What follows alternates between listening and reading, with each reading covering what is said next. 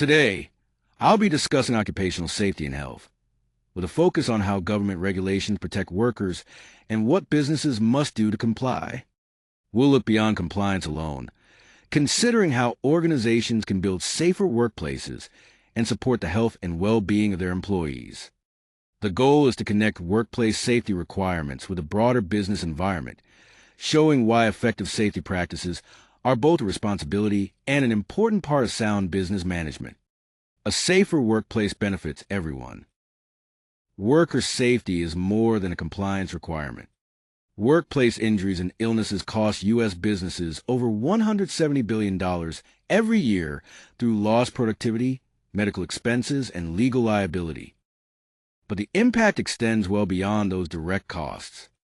Unsafe conditions can weaken employee morale, increase turnover, and expose organizations to serious regulatory penalties. Safety is both a competitive advantage and a moral obligation. When companies protect their people, they also strengthen trust, improve stability, and create the conditions for more sustainable business performance. The regulatory framework for workplace safety begins with the Occupational Safety and Health Act of 1970. Signed into law by President Nixon, the act gave the federal government the authority to establish and enforce safety standards across workplaces. It also created three important bodies, each with a distinct role: OSHA, which oversees standards and enforcement; NIOSH, focused on occupational safety and health research; and OSHRC, which reviews disputes involving safety violations and enforcement decisions. Together, these organizations form the foundation of the federal workplace safety system. The OSH Act relies on three complementary pillars to protect workers. OSHA sets and enforces workplace safety and health standards through inspections, citations, and penalties. NIOSH focuses on research, studying occupational diseases and injuries, then recommending improved standards and prevention strategies. OSHRC provides an independent review process, adjudicating disputes between employers and OSHA over citations and fines. Together, these agencies connect regulation, scientific research, and legal oversight, creating a comprehensive system that governs workplace safety across American industry. Their roles are distinct, but they work together to support accountability and prevention.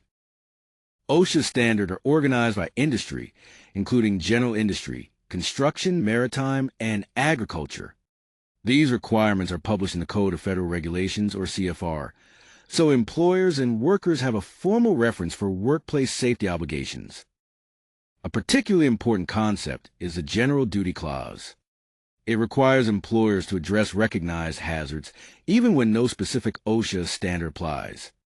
Employers must also display OSHA workplace posters, and workers have the right to request an inspection anonymously when they believe serious hazards may exist. OSHA enforcement typically follows a clear progression. An inspection is triggered, and an on-site investigation is conducted by an OSHA inspector, also known as a Compliance Safety and Health Officer, or CSHO. These inspectors have the authority to enter any workplace without advance notice. If violations are identified, OSHA may issue citations and require abatement, meaning the hazards must be corrected. Willful violations can carry penalties of up to $156,259 per violation under current federal limits, making prompt compliance especially important. OSHA violations generally fall into four categories, distinguished by their potential harm and the employer's conduct. Other than serious violations relate to safety, but are not likely to cause death or serious injury, with penalties up to $15,625. Serious violations involve substantial probability of death or serious physical harm, with the same maximum penalty. Willful violations are intentional and knowing, and can carry penalties up to $156,259, with possible criminal charges if a worker dies.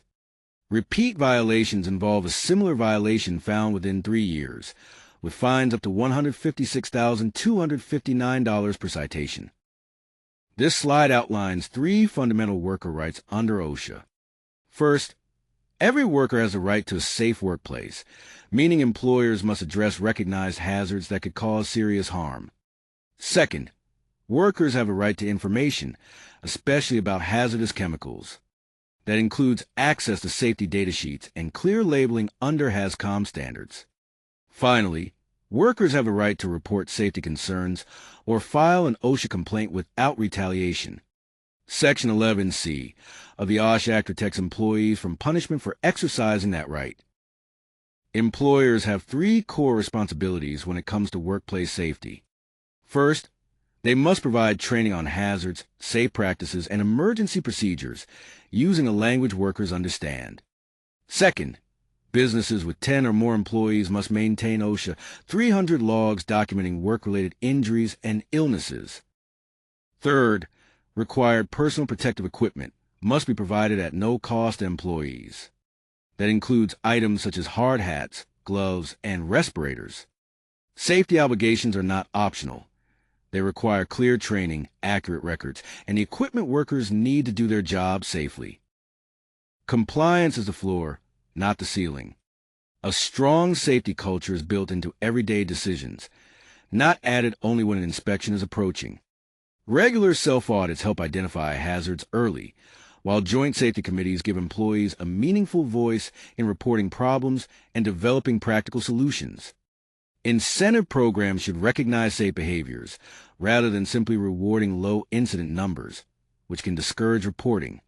Finally, integrating mental health, ergonomics, and fatigue management into occupational health programs helps reduce long-term injury risk and supports a safer, more engaged workforce. The OSHA Act of 1970 is the foundation of workplace safety, creating OSHA, NIOSH, and OSHRC. OSHA enforces standards, while employers must provide training, records, PPE, hazard communication, and required postings. Beyond compliance, a strong safety culture improves performance. The best question is, what does our workforce deserve?